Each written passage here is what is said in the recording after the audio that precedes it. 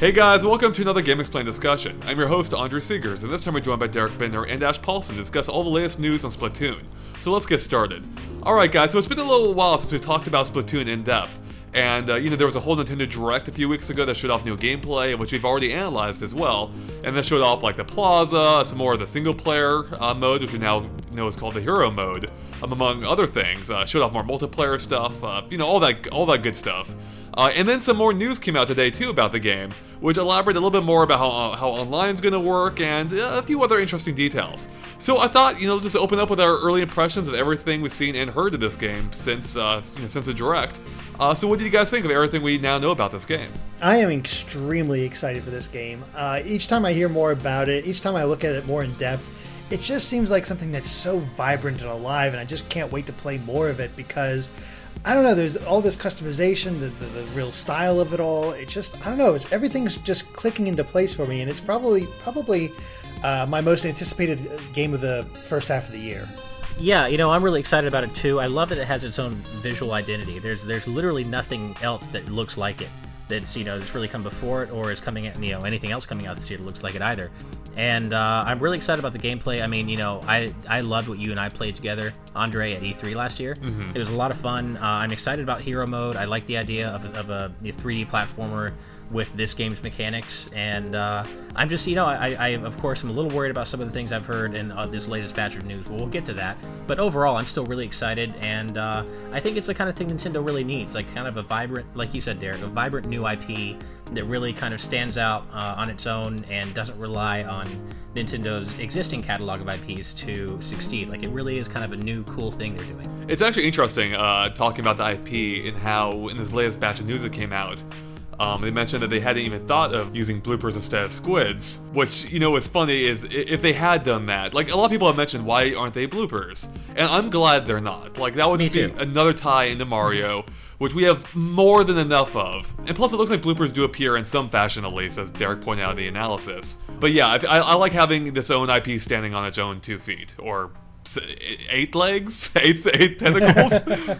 Actually, I believe it's 10 for squids. Oh, yeah, look, that shows what I know.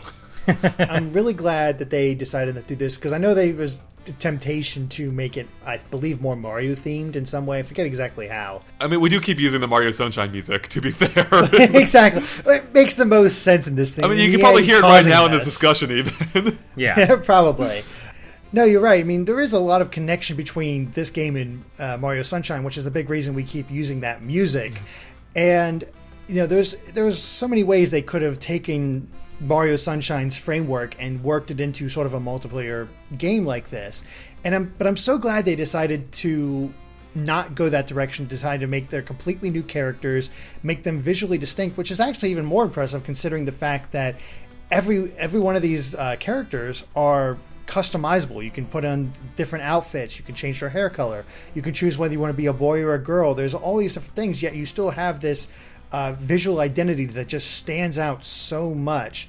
And I'm really grateful for that. It goes even further, the fact that our friends over at Go Nintendo, the Raw Meat, his mother, is actually crafting Splatoon hats, and they're really awesome. I'm actually really tempted to get one just because I love this identity so much. Yeah, no, the game has a really strong visual identity to it. I mean, again, it is really awesome that we're getting a new IP from Nintendo, which they've been doing more and more of recently, and it's good that we're finally starting to see that. I will say though, as you kind of mentioned, it would be kind of neat if we did get a maybe some little bit of crossover here. Like, I think having like people mentioned in our comments, because we keep using the music, having an Island Delfino or Delfino Plaza level would be pretty awesome.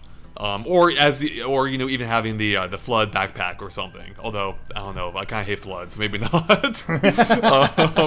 Yeah, I mean, I think as long as it remains, tasteful and if it's used sparingly, I think that'll be fine. But I don't want this to become like a Mario themed paint shooter. You know, Yeah, I love exactly. that Splatoon has its own identity. I think that's one of the best things about it.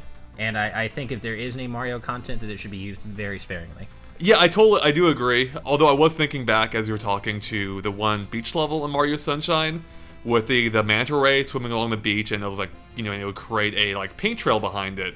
And that's something that could be actually pretty interesting in this game. You know, just from a, not even if they use that specifically, but just from like Sure. a gameplay mechanic, like having this third entity creating, you know, paint pathways for you or whatever. So Right. It's actually completely possible that we could see stuff like that. I really don't think we'll see that in the main game, but it's completely possible that we could have that in the form of DLC packs that they could put out and have like different levels and different theming, and they could have different clothing options and stuff like that, and really just to keep expanding on the game. So I don't know. I think it is possible that we might see Mario, not in the main game, but I think as far as DLC, I think that would be a really good option for them. So yeah, one thing we saw a lot of is, you know, how much you can customize everything in this game, like your appearance and like the different loadouts you can buy. And something that ties all that together that was shown off in the Direct is the plaza. I forget, is there an official name for it, Derek, yet, or is it just a plaza? I think it's just like the Central Plaza Okay. or something like that. I don't think there's an official name for it yet. Yeah, so I guess I want to get your guys' thoughts on that. That's the first we've seen of it. It's what ties all the stores together. Seems to be like a relatively small central area in which you can access, you know, the different aspects of the game. It looks like a fun, colorful hub world that, you know, like you said, connects all the different aspects of the game together.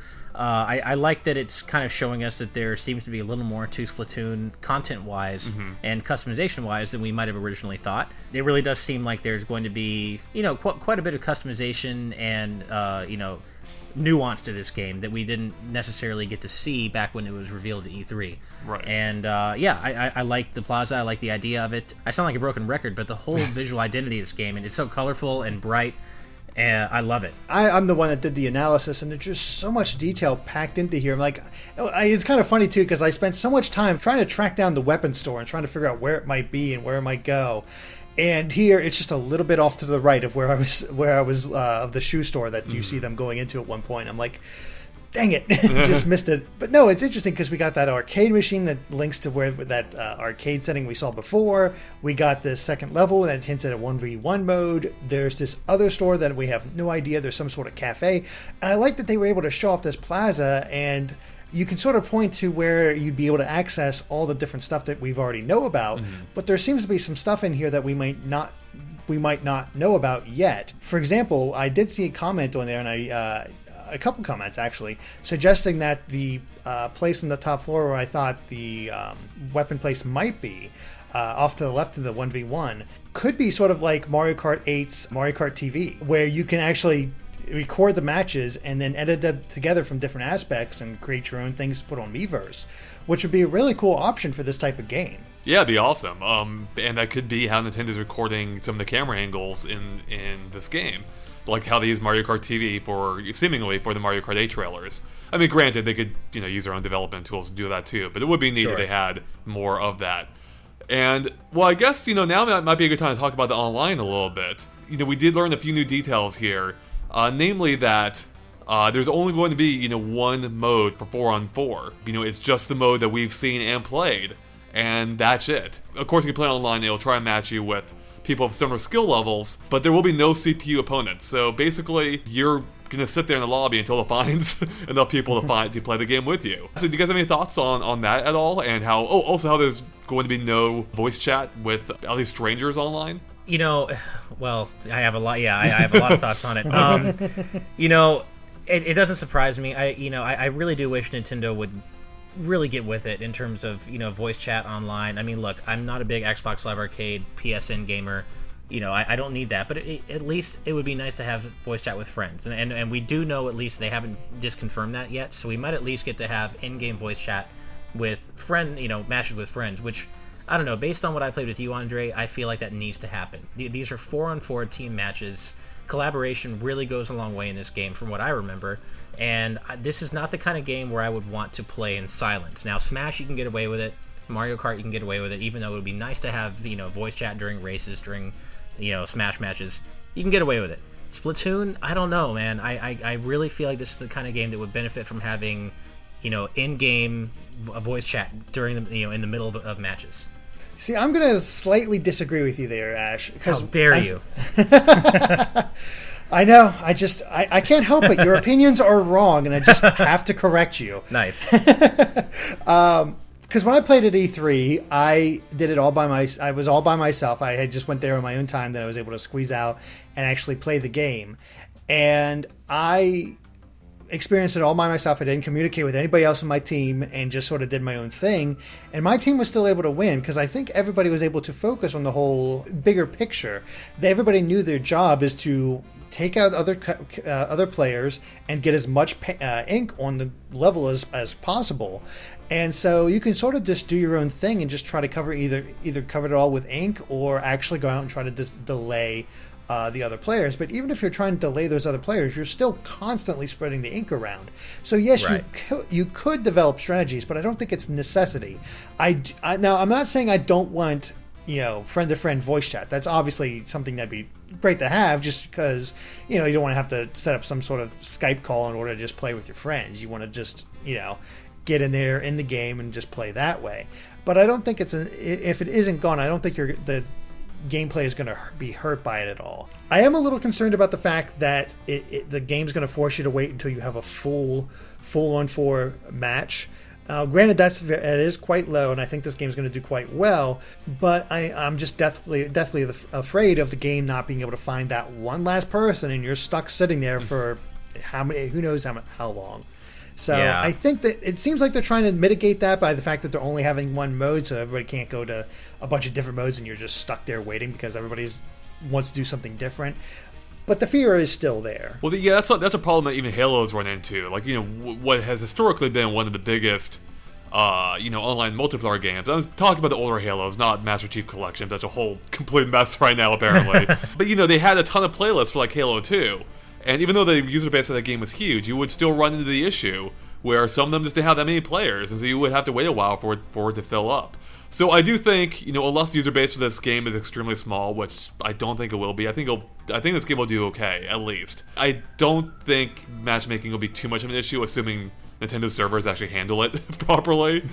I hate to say this, but given Mario Kart 8's uneven online experience, I'm not sure how much faith I have in Nintendo to deliver a quality online experience for Splatoon. I don't think it'll be terrible, but I don't know how much I believe it'll be an amazing, definitive online experience. I want to be proven wrong. I want them to prove that they can do a 4-on-4 team shooter with amazing online. But Mario Kart 8's online is so, it's not terrible, but it's certainly not amazing. And I've found myself waiting in lobbies for quite a while, trying to find players. I mean, it has trouble matching me up with players of similar skill levels, let alone players at all. Mm-hmm. So I don't know. I'm looking forward to the game, and I really am looking forward to hero mode and local multiplayer.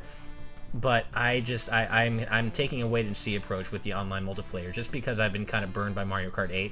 So that's understandable. So Mario Kart 8, for me, I think actually works pretty well online once you're actually in the game. It's getting into the game that can be problematic for me, at least. Yeah, I mean, but even when you're in game, at least, and maybe it's my connection, although my internet is great for pretty much everything else, but even when I'm in races, I'll see, I'll get the kind of lag where you'll see someone in front of you, get hit by a shell or run over a banana peel, and they won't spin out. They'll just keep on going like nothing happened.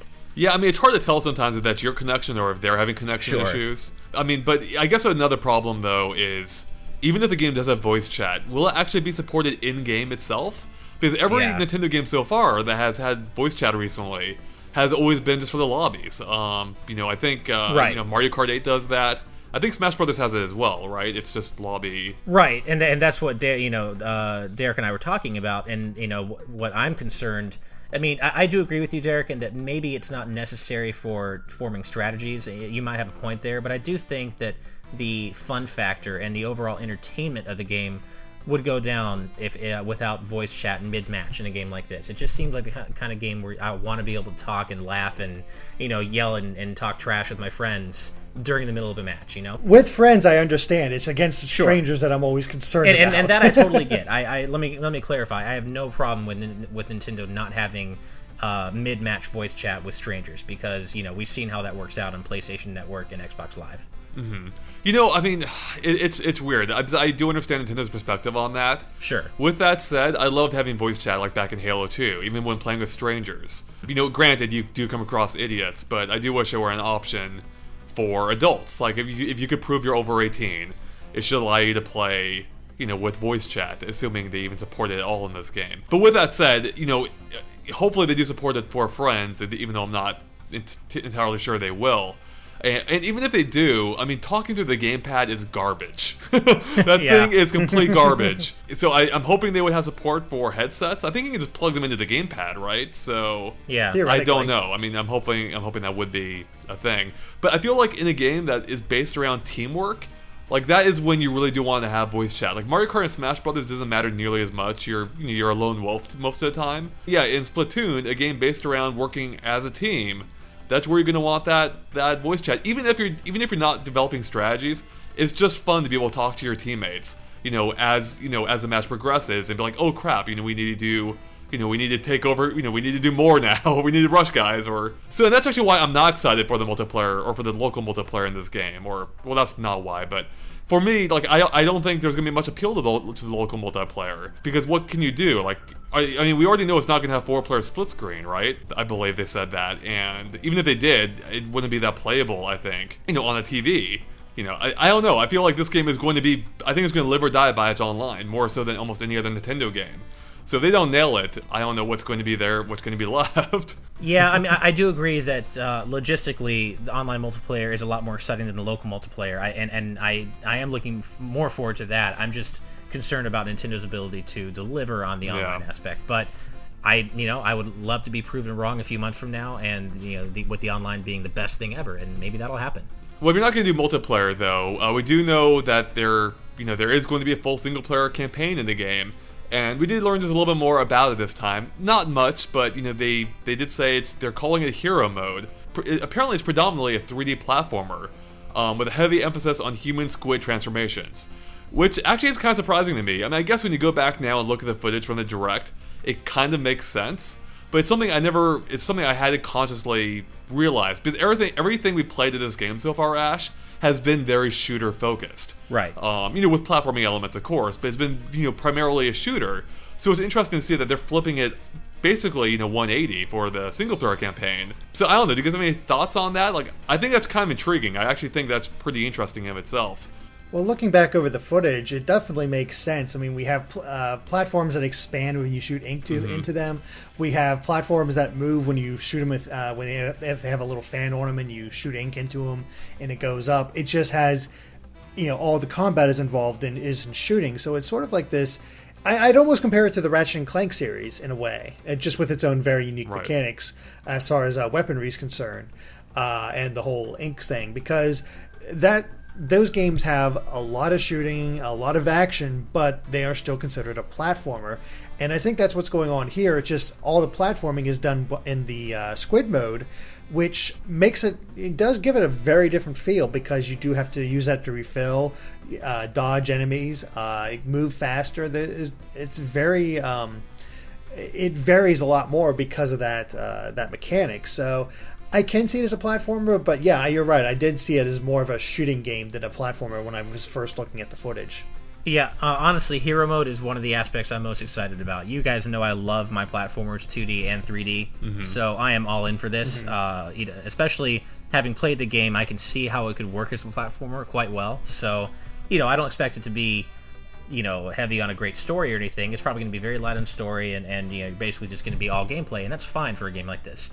And I'm all in for a single-player 3D platformer with Splatoon's mechanics as I understand them. So, yeah, I'm actually very excited about that. Yeah, it definitely will make the game feel different than most anything else out there, because there's two different ways of playing through this game, basically, or two different forms you can take to play through it. So I'm definitely interested to see what they do here with that, or to see how that fully develops. So I am thinking, though, that this is based on everything we know and the fact that it's a full single-player campaign. I'm thinking this is going to be a full-price game, unlike some of the other games Nintendo's been putting out recently that have been between $40 and $50. Yeah, I think so too. It seems like it's shaping up to be a $59.99 game. I think without hero mode, maybe not. It might have been like a $40 game.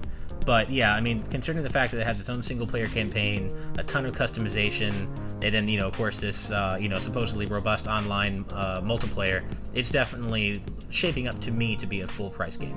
I think it deserves that full price. I think what I've seen so far, I know a lot of people were thinking it should have been like a downloadable game and just focused on the online. And I don't agree with that. I like having the single player mode. I like having all these robust features, and I think it's a great way to.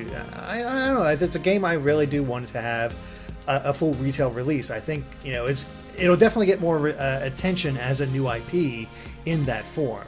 So that's what I'm kind of hoping for, and they are doing some interesting things. Like there's not as much crossover as we thought there might be between the single player and multiplayer, because we learned in this new information dump as well that no money can be earned in hero mode. The money that you earn in multiplayer can only be earned in multiplayer, so you can't grind for more money to buy better weapons for multiplayer. I'm assuming that's because you can't you'd be able to set the game to easy and just be able to roll through the single player and build up a huge amount of money and then go online and try to get your way through that way. So it makes sense, but it's interesting how there is a little bit of a disconnect between the single player and multiplayer.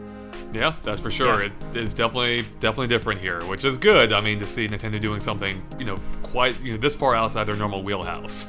All right, well, I think that wraps up for us here. So thanks, guys, for watching. If you liked our discussion, make sure to like and follow us on Facebook and Twitter at GameXplain, which you can find links to in the description below. It's a good way to keep up to date on everything we post. And of course, make sure to keep an eye on GameXplain.com for more Splatoon and other things gaming as well. All right, thanks, guys. Bye.